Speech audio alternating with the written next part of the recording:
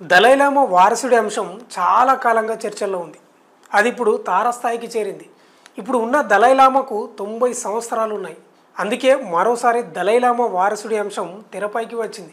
ఇది టిబెట్కు సంబంధించిన విషయమే అయినా వారసుడు ఎవరని యావత్ ప్రపంచం ఆసక్తిగా గమనిస్తుంది. దలైలామా కేవలం ఒక బౌద్ధ మత బోధకుడిగానే కాకుండా ప్రపంచ శాంతిని కోరుకునే వ్యక్తిగా చాలా దేశాలు చాలా గౌరవిస్తాయి. అందుకే ఇది కేవలం టిబెట్కు సంబంధించిన విషయం మాత్రమే కాకుండా యావత్ ప్రపంచాన్ని ప్రభావితం చేసే నిర్ణయంగా చూస్తున్నారు. అయితే ఈ దలైలామా తర్వాత ఈ వారసత్వం కొనసాగుతుందా లేదా అనే ప్రశ్నలు ఇప్పుడు ఉత్పన్నమవుతున్నాయి. ఈ నేపథ్యంలోనే దలైలామా చేసిన ప్రకటన ఇప్పుడు ప్రాధాన్యత సంతరించుకుంది. తన వారసుడి గురించి దలైలామా సంచలన వ్యాఖ్యలు చేశారు. సాధారణంగా దలైలామా మరణించిన తర్వాతే కొత్త దలైలామాను ఎంపిక చేస్తారు. అయితే 14వ దలైలామా చైనాకు షాక్ ఇచ్చేలా షాకింగ్ కామెంట్స్ చేశారు. తన వారసుడిని తానే ఎంచుకునే అవకాశం ఉందని ఆయన పరోక్షంగా సూచించారు. టిబెట్ ఆధ్యాత్మిక గురువు టెంజిన్ గ్యాట్సో అంటే 14వ దలైలామా ఎట్టకేలకు తన వారసత్వం కొనసాగుతుందని ప్రకటించారు. తన వారసుడు చైనా నియంత్రణలో ఉన్న టిబెట్ ప్రాంతంలో పుట్టాడని దలైలామా స్పష్టంగా ప్రకటించారు. చైనా ప్రభుత్వం దలైలామా వారసుడి ఎంపికలో జోక్యం చేసుకుంటుందనే తీవ్ర ఆందోళనతోనే ఆయన ఈ వ్యాఖ్యలు చేసినట్లు అంతర్జాతీయ విశ్లేషకులు చెబుతున్నారు. అయితే చైనా ఒత్తిడితో ఒకానొక సమయంలో తానే చివరి దలైలామా కావచ్చు అని చెప్పిన ఆయన ప్రపంచవ్యాప్తంగా ఉన్న లక్షలాది మంది టిబెట్ల నుంచి అభ్యర్థనలు రావడంతో ఆయన మనసు మార్చుకున్నారు. ఇప్పుడు భవిష్యత్తులో ఖచ్చితంగా వారసులు ఉంటారని, వారు అమ్మాయి అయినా అబ్బాయి అయినా కావచ్చని తెలిపారు. 2 ఏళ్ల వయసులోనే దలైలామాగా మారిన ఆయన ఈ జూలై 6న 90వ ఏట అడుగుపెట్టనున్నారు. ఈ సందర్భాన్ని పురస్కరించుకొని తాజా ప్రకటన చేశారు దలైలామా. ఈ నేపథ్యంలో అసలు దలైలామా ఎవరు, ఆయనను ఎలా ఎన్నుకుంటారనేది ఆసక్తికరంగా మారింది. చైనా దలైలామా వారసత్వ ప్రణాళికను తిరస్కరించింది. భవిష్యత్ వారసుడికి తమ ఆమోదం ఉండాల్సిందేనని కుండబద్దలు కొట్టింది. ఇది చైనా పాలక కమ్యూనిస్టు పార్టీతో టిబెటన్ బౌద్ధ మతానికి దశాబ్దాలుగా కొనసాగుతున్న వివాదం కొత్త అధ్యాయంగా మారబోతుంది.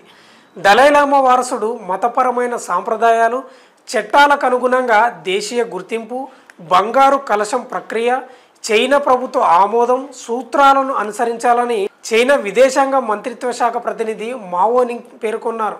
1959లో కమ్యూనిస్టు పార్టీ వ్యవస్థాపకుడు మావో జెడాంగ్ నేతృత్వంలోని చైనా దళాలు టిబెట్ను ఆక్రమించుకున్న తర్వాత టిబెటన్లతో కలిసి పెద్ద సమూహంతో భారత్ను ఆశ్రయించిన దలైలామా ఏకంగా ప్రపంచ దృష్టిని ఆకర్షించారు. దలైలామా అప్పటి నుంచి ధర్మశాలను తన నివాసంగా చేసుకున్నారు. ఇది చైనాకు మింగుడు పడని అంశంగా మారింది. ఆయన ఉనికి చైనా భారత్ మధ్య వివాదంగా మిగిలిపోయింది. టిబెటన్ స్వయం ప్రతిపత్తి కోసం ఆయన వారసుడిని సైతం కొనసాగించిన అవసరమైతే ఉంది ఇప్పుడు.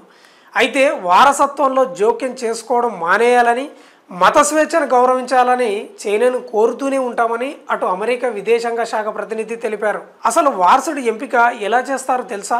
కొత్త దలైలామాను గుర్తించడానికి చాలా సమయం పడుతుంది. ప్రస్తుత 14వ దలైలామాను గుర్తించేందుకు 4 ఏళ్ల సమయం పట్టింది. దలైలామాగా ఉన్నవారు శరీరాన్ని విడిచి వెళ్ళిన తర్వాత లామో లాస్తో సరస్సు వద్ద తపస్సు చేసే అత్యున్నత స్థాయి బౌద్ధ సన్యాసులకు కొత్త అవతారంలో కనిపిస్తారని నమ్మకం. బౌద్ధ సన్యాసులకు ఆయన కలలో కనిపిస్తారని విశ్వసిస్తారు. దలైలామా చనిపోయిన తర్వాత వారి పార్థివ దేహ భంగిమ ఏ దిక్కు వైపుగా తిరిగి ఉంటే ఆ దిక్కు నుంచే కొత్త దలైలామాను వెతకడం ప్రారంభిస్తారు. పార్థివ దేహాన్ని దహనం చేసిన తర్వాత వెలువడే పొగ ఎటువైపు వీస్తుందో ఆ మార్గాన అన్వేషణ జరుగుతుంది. ఎవరైనా బాలుడు దలైలామా పోలికలతో కనిపిస్తే అతడికి దలైలామా వినియోగించిన వస్తువులను చూపిస్తారు. వాటిని అతడు గుర్తిస్తున్నాడా గుర్తిస్తలేడా అని తెలుసుకుంటారు. 13వ దలైలామా యొక్క వస్తువులను 2 ఏళ్ల వయసులో ఉన్న టెంజిన్ గ్యాట్సో గుర్తుపట్టిన వెంటనే ఆయనను దలైలామాగా ఎంపిక చేశారు. అప్పటి నుంచి ఆయనకు శిక్షణ ఇచ్చారు. అయితే దలైలామా తర్వాతి స్థానం పంచెన్ లామాది. వీరు టిబెట్లోని ప్రసిద్ధ బౌద్ధ మఠం తాషీలున్ పోకి మఠాధిపతిగా ఉంటారు. వీరే దలైలామా వారసుడిని గుర్తించడంలో కీలక పాత్ర పోషిస్తారు. అయితే ఇప్పటి వరకు ఉన్న 14 మంది దలైలామాలో 12 మంది టిబెట్లోనే జన్మించారు. కేవలం 4వ 6వ దలైలామాలు మాత్రమే టిబెటన్ బయట జన్మించారు. 4వ దలైలామా యాంటెన్ గ్యాట్సో 1589లో మంగోలియాలో జన్మించారు. ఆరో దలైలామా సాంగ్త్యాంగ్ అరుణాచల్ ప్రదేశ్లోని మాన్ తెవాంగ్ ప్రాంతంలో 1682లో పుట్టారు.